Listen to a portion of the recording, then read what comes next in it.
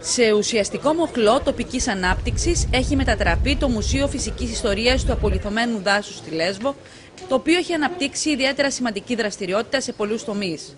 Θέλουμε, σαν Δημοτική Αρχή, αυτό το μουσείο να αποτελέσει όντως ένα πόλο ανάπτυξης για το δυτικό κομμάτι και μαζί, εκτός από το δρόμο που είπε ο κ. Συμφωνάκης που είναι πολύ σημαντικός, μαζί με το λιμάνι Σιγρίου που επίσης το θεωρούμε πολύ σημαντικό, να δοθεί επιτέλους ένας δεύτερος πόλος ανάπτυξης για το νησί.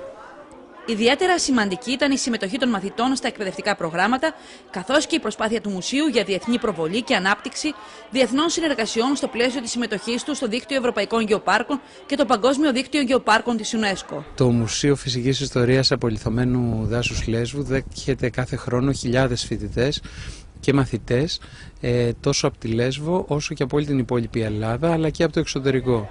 Το Μουσείο επίσης διοργανώνει διεθνή συνέδρια όπως το Διεθνές Συνέδριο Γεωπάρκων που διοργανώθηκε φέτος στη Λέσβο με μεγάλη διεθνή συμμετοχή, καθώς 350 επιστήμονες από 45 χώρες από όλο τον κόσμο ήρθαν εδώ για να δουν αυτό το μοναδικό μνημείο.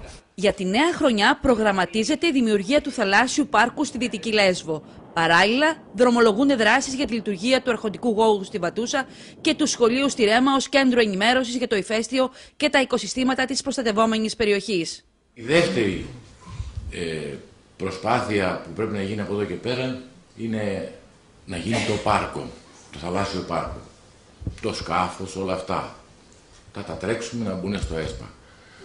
Το κάστρο. Εκεί πράγματι μπορεί να γίνει ένας ωραίος εκθεσιακός χώρος, να αναστηλωθεί και πλέον να είναι ένα κομμάτι του μουσείου το κάστρο, γιατί είναι και το σημείο αναφοράς ουσιαστικά αυτής της περιοχής. Ο δρόμος Καλονή-Σίγρη θα μπορεί ο επισκέπτης να έρθει εδώ στο μισό χρόνο από ό,τι χάνει τώρα.